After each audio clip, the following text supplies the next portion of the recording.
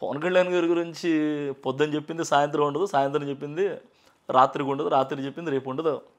So అతన్ని మనం పెద్దగా స్టేట్ వైడ్ నాయకుడు కాస్త నేషనల్ వైడ్ అని చెప్పి జనసేన చెప్తుంది కదా. మోడీ తర్వాత పవన్ కళ్యాణ్ చెప్తున్నారు, మీరేమో ఈ రకంగా చెప్తున్నారు. దీనికి సూటబుల్ కావట్లేదు.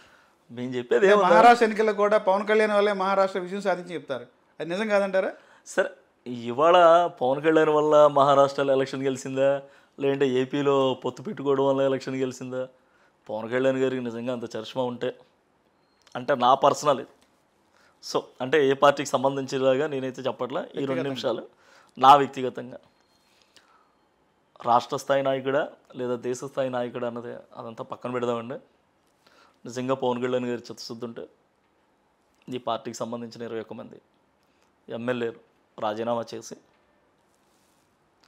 నీకు నేషనల్ వైడ్గా మంచి ఇది ఉంది అంటున్నావు కాబట్టి కూటమి నుండి బయటకు వచ్చేసి నువ్వు పోటీ చేస్తే నీ బలం ఏంటన్నది జనానికి తెలుసు. 2019లో నువ్వు పోటీ చేస్తే 2 చోట్ల ఓడిపోయిన చరిత్ర అనేది. నువ్వు ఇవాళ ఏదో పెద్ద లీడర్లాగా నువ్వు ఊహించుకోవడంలో తప్పలేదులే. ఏముందిలే, ఊహల పలకల్లో అందరూ బతికేస్తాం. ఇతను కూడా అలాగే, అంతే తప్ప అతనికి అంత చరిష్మాను లేదు, ఏమీ లేదు. గతంలో ఏం జరిగిందంటే ఎన్డీఏ కూటమి కావడానికి కూడా పవన్ కళ్యాణ్ ప్రధాన భూమికి పోషించారు. ఒక విషయం అన్న, ఈ ట్రయాంగిల్లో మీరు గమనించారు లేదు, కాంగ్రెస్ పార్టీ రాహుల్ గాంధీ గారు ప్రశ్నించట్లేదు అన్నారు. కానీ రాహుల్ గాంధీ గారు ప్రతి పార్లమెంట్ సెక్షన్లో ఆంధ్ర గురించి ఆయన ప్రస్తావన ఎత్తుతూనే ఉన్నారు. ఈ ఎన్డీఏని టీడీపీని కలిపింది ఇది జనసేన అంటారు. మరి కలిపినాడు ఆంధ్రాకి రావాల్సిన నిధుల గురించి, ప్రత్యేక హోదా గురించి, పోలవరం జాతీయ ప్రాజెక్టు గురించి, సెంట్రల్ యూనివర్సిటీల గురించి, కడప స్టీల్ ప్లాంట్ గురించి, వెనకబడిన రాయలసీమ ప్రత్యేక ప్యాకేజ్ గురించి, ఉత్తరాంధ్ర గురించి, ఇవన్నీ పక్కన పెట్టండి. ఇవన్నీ ఏమొద్దబ్బా, వీటి గురించి కడవద్దు.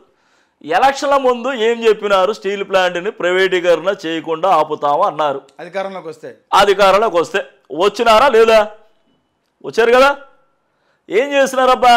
రీసెంట్గా 2 నెలల క్రితం 4200 మంది ప్రైవేట్ ఉద్యోగస్తుల్ని తొలగిస్తే వాళ్ళ కనుక మళ్ళీ తిరిగి విధుల్లో కనుక తీసుకోకపోతే నేను ధర్నా చేస్తానని చెప్పి మా షర్మిలా మేడం డేట్ ఇస్తే కూటమి గవర్నమెంట్ కూసాల కదిలి ఆ 4200 మందిని అందులో మళ్ళీ ఉద్యోగస్తులు పెట్టుకున్నారంటే ఇక్కడ ప్రతిపక్ష పాత్ర పోషిస్తుంది కాంగ్రెస్ పార్టీయా వైసీపీనా? మరి కూటమి గవర్నమెంట్ని ముచ్చోట్ల పట్టించింది ఆ రోజు మా షర్మిలారెడ్డి గారి నాయకత్వంలో. ఆ 4200 మందిని మళ్ళీ తిరిగి ఉద్యోగాల్లో తీసుకున్నారా లేదా? తీసుకున్నారు. అదనమాట.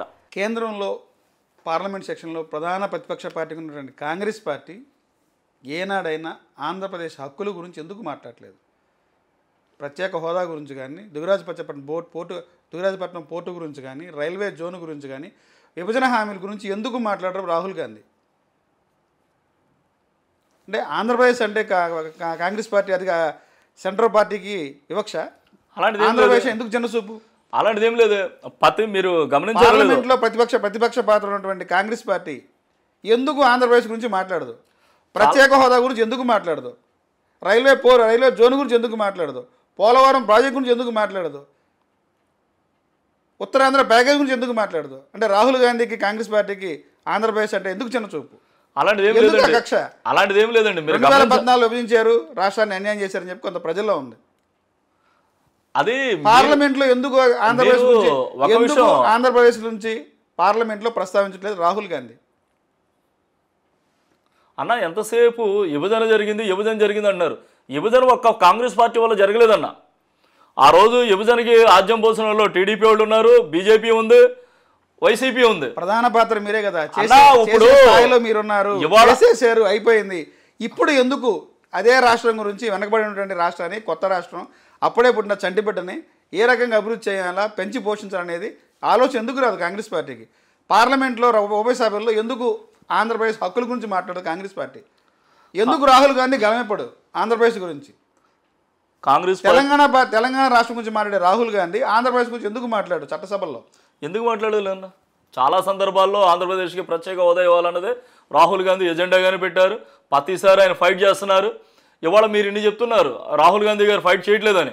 ఇక్కడున్న ఎంపీల్ని ఢిల్లీకి తాకడబెట్టి వాళ్ళ అధికారంలో నిలబెట్టిన చంద్రబాబు నాయుడు గారు ఎందుకని ప్రశ్నించట్లా?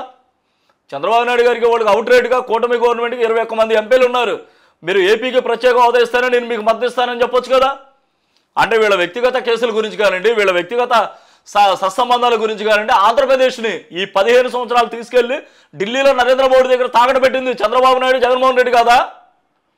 ఇవాళ సరైన బలం మాకు లేదు, అయినా ఏపీకి ప్రత్యేక హోదా గురించి మేము ఫైట్ చేస్తున్నాం. ఏపీలో ఇవాళ చంద్రబాబు నాయుడు గారికి వచ్చిన 21 మంది ఎంపీలతోనే ఎన్డీఏ గవర్నమెంట్ అక్కడ ఫామ్ అవుతుంది. ప్రత్యేక హోదా ఇస్తానంటేనే 4.5 కోట్ల ప్రజల ఆకాంక్ష మీ చేతిలో ఉంది. ఇవాళ మీరు ఎందుకని అడగలేకపోతున్నారు? వాళ్ళు తాకట్టు పెట్టినప్పుడు కాంగ్రెస్ అధినాయకులైన రాహుల్ గాంధీ ఎందుకు పార్లమెంట్లో ప్రస్తావించాడు? ఆంధ్రప్రదేశ్కి ప్రత్యేక హోదా ఇవ్వాలా, రాష్ట్రం వెనకబడిపోయిందని రాహుల్ గాంధీ గళవెందుకు వినిపించాడు? రాహుల్ గాంధీ నా స్ట్రైట్ క్వశ్చన్. రాహుల్ గాంధీ గారు ప్రతి పార్లమెంట్ సెక్షన్లో దీని గురించి డిస్కషన్ చేస్తూనే ఉన్నారు. ఏ రోజైనా ఏ పార్లమెంట్ సెక్షన్లో అయినా డిస్కషన్ చేయకుండా ఎప్పుడూ లేరు. ఆంధ్రప్రదేశ్ అంటే కాంగ్రెస్ పార్టీకి ఒక తల్లి లాంటిది. మీరు అనుకోవచ్చు ఆంధ్ర అనేది వదిలేశారని, అలాంటిది ఏమీ లేదు. మాకు 29 రాష్ట్రాలు ఒకే కన్ను లాంటివి తప్ప ఈ ప్రాంతీయ పార్టీల వల్ల 2 కళ్ళ సిద్ధాంతం అయితే మాత్రం కాదు. మాకు